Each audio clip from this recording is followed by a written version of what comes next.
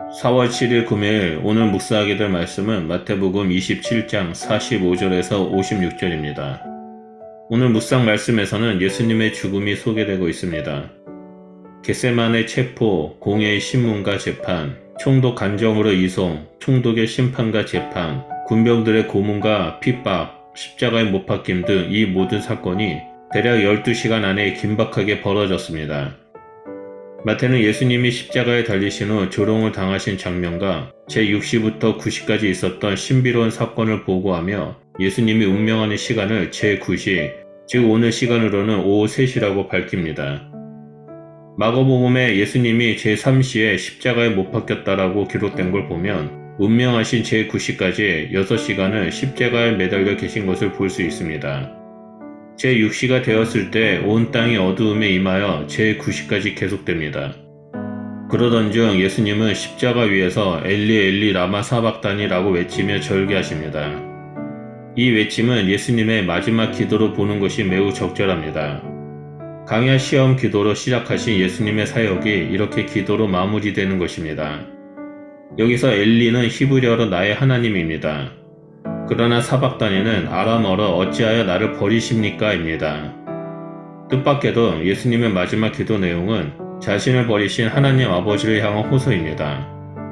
예수님이 지난번 겟세마네에서 내 마음이 매우 고민하여 죽게 되었으니 라며 고난의 잔을 지나가게 해달라고 기도하신 의미가 채찍과 조롱과 십자가에 못 박힘의 고통도 포함하지만 가장 큰 고통은 하나님 아버지로부터 버림받는 죽음이었던 것입니다. 죄인에게 죽음이 하나님과의 단절을 의미하듯 죄인을 구원하는 예수님의 대속의 죽음도 하나님과 단절을 수반합니다. 그것은 아주 일시적이라 할지라도 아들에게는 가장 큰 고통입니다. 십자가 곁에 서 있던 사람들은 예수님의 절규를 듣고 이 사람이 엘리야를 부른다라고 외칩니다.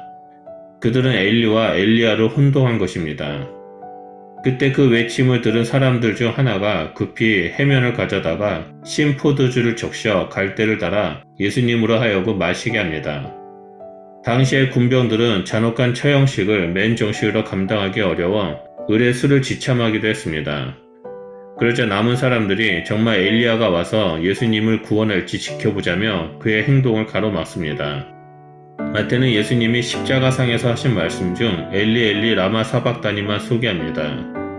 그 이유는 마태는 예수님의 운명하심에 동반된 극적인 사건들을 강조하기 위해서였습니다. 그 극적인 사건은 첫 번째로 성소 휘장이 위에서 아래로 찢어져 둘이 된 사실을 소개합니다. 이를 통해 마태가 가장 먼저 강조하고 싶은 예수님의 죽음이 갖는 의미는 성소의 휘장이 찢어진 상징에 있음을 알 수 있습니다. 휘장은 성전 입구를 가르쳐주는 바깥 휘장과 성소와 지성소를 분리시키는 안쪽 휘장이 있습니다. 이 중 성소와 지성소를 분리하는 안쪽 휘장이 위에서 아래로 찢어졌다는 것은 하나님에 의해서 일어난 일입니다. 이는 유대교를 지탱해온 땅의 성전과 성전의 종교의 종말을 의미한다고 할 수 있습니다. 앞서 성전을 헐고 사흘 만에 짓는 자라는 표현이 등장했듯이 마태는 성전의 종말과 새로운 성전, 즉 예수 그리스도의 시대의 도래를 휘장의 찢어짐이라는 극적인 장면으로 소개합니다. 이제 성전은 예수님으로 대체되어 예수님만을 통해서 하나님께 나아갈 수 있게 되었습니다. 두 번째로 마태만이 보고하는 대단한 신비한 사건이 나옵니다. 그것은 지진으로 무덤을 가로막고 있던 바위가 터져 무덤이 열린 것입니다. 그 후 많은 죽은 성도들의 몸이 일어났습니다.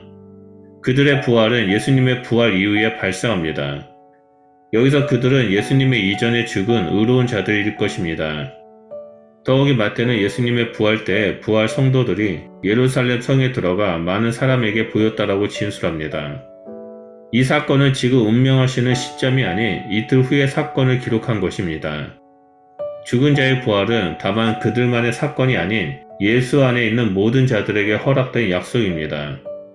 그들이 예루살렘 성에 들어갔다는 것도 장차 성도가 부활 후 영원한 성에 들어갈 것에 대한 소망과 약속을 상징할 것입니다. 당시 십자가 현장으로 돌아와 예수님의 죽음을 목격한 자들을 주목합니다. 로마 장교 백부장과 그의 부하들이 지진과 그 일어난 일들을 보고 큰 두려움에 압도됩니다. 그들은 십자가에 죽은 예수를 가리켜 이는 진실로 하나님의 아들이었도다라고 고백한 것을 복수 증언으로 확보합니다. 마지막으로 마태는 많은 여인을 그날의 증인으로 언급합니다. 그들은 예수님을 섬기며 갈릴리에서부터 따라온 자들인데 그들 중에 특별히 3명, 곧 막달라 마리아, 야고보와 요셉의 어머니 마리아, 세베대의 아들들의 어머니가 소개됩니다. 여성을 증인으로 채택하지 않았던 당시의 정황을 비춰보면 마태는 역설적으로 가장 확실하고 신뢰할 만한 증인들로 3 여인을 적시하고 있습니다. 예수님은 우리를 위해 십자가에서 6시간 동안 매달리며 모든 고통을 감당하셨습니다. 끔찍한 6시간의 고통이 지나고 우리의 모든 죄를 짊어지시고 희생제물이 되어 죽으셨습니다. 예수님의 죽음은 예수님이 하나님의 아들이심을 증명해 보이는 사건이었습니다. 십자가 처형을 당한 군인들과 갈릴리에서부터 따라온 많은 여인들은 예수님의 죽음과 더불어 부활의 증인이 되었습니다.